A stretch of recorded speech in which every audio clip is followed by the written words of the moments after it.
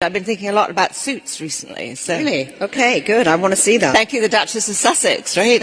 Absolutely. Speaking of which, I mean, how do you, the new Duchess of Sussex, Meghan Markle, she and Kate, obviously very different styles. What do you think that Meghan is bringing to fashion right now? Well, I think that she obviously has her own style and has looked fantastic. I thought her choice of Claire for her wedding was amazing.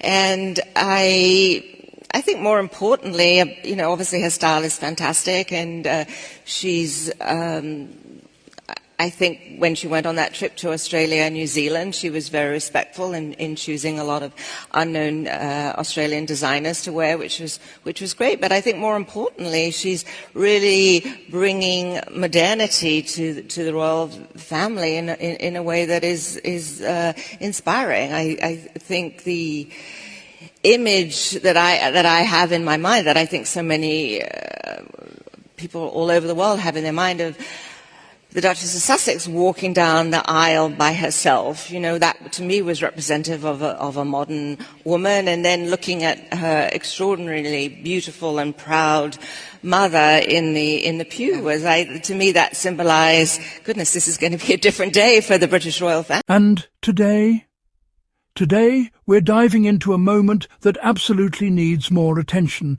because Anna Wintour, yes, the Anna Wintour, just delivered what might be the most sophisticated takedown of Meghan's haters without even breaking a sweat. Now, before we get into this absolutely delicious interview, let me set the scene for you.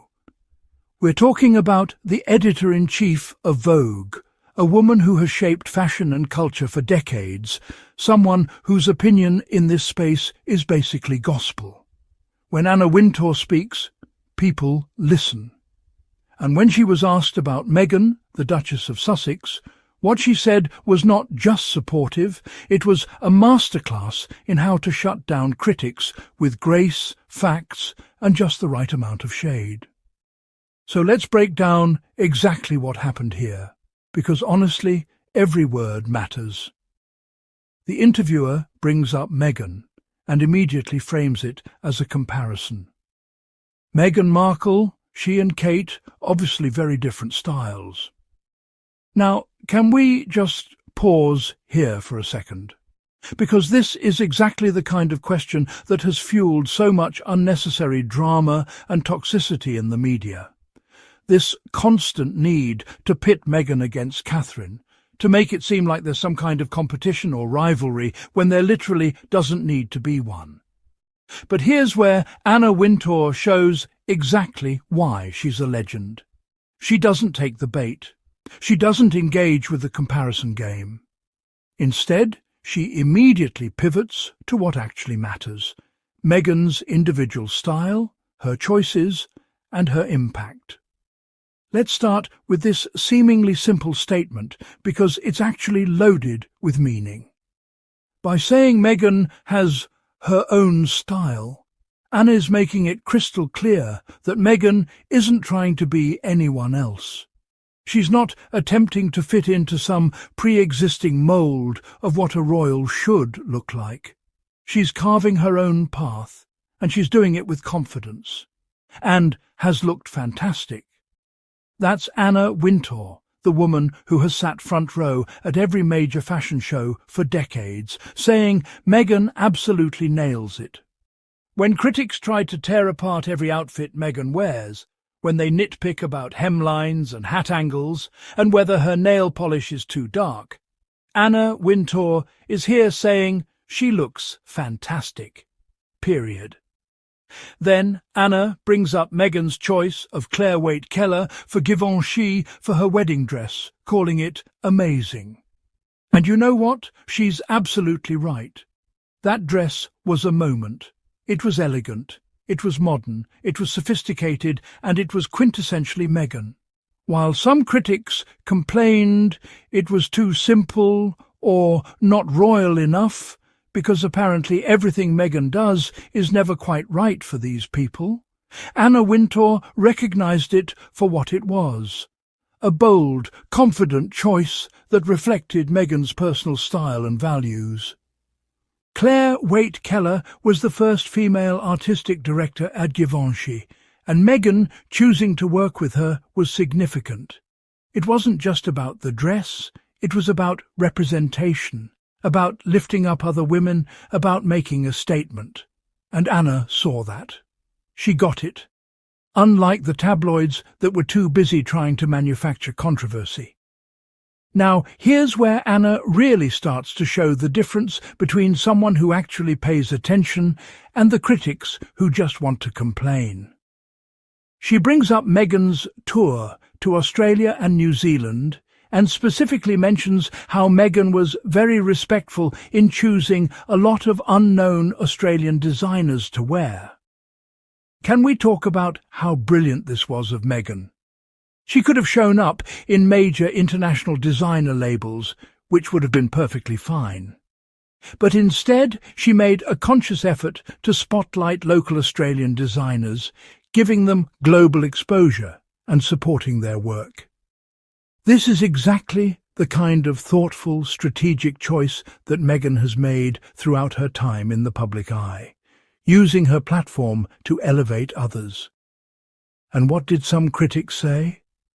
They complained. They always complain. But Anna Wintour? She recognized it for what it was, respectful, smart and generous. And now we get to the heart of it, the thing that really makes Meghan's critics uncomfortable, even if they won't admit it. Anna says, "I think, more importantly, she's really bringing modernity to the royal family in a way that is inspiring." Modernity. That's the word that makes some people lose their minds. Because for so long, the royal family has been about tradition, about doing things the way they've always been done, about maintaining the status quo. And then Meghan arrives, a biracial American actress, divorced, older than Harry, with her own successful career, and she doesn't apologize for any of it. She brings a different perspective. She approaches royal duties with the mindset of someone who has worked in the real world, who has built her own brand, who understands media and communication in the modern age. And yes, that's different. Yes, that challenges the established order.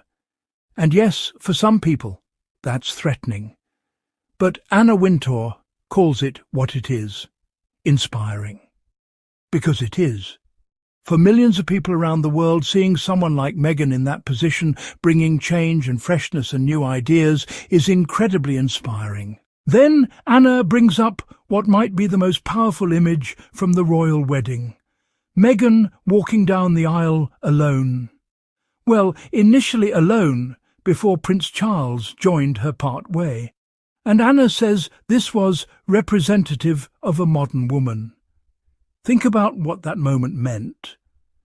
Meghan's father wasn't there, and instead of scrambling to find a male relative to give her away, as if she were property to be transferred, Meghan walked with confidence and dignity, demonstrating her independence and agency.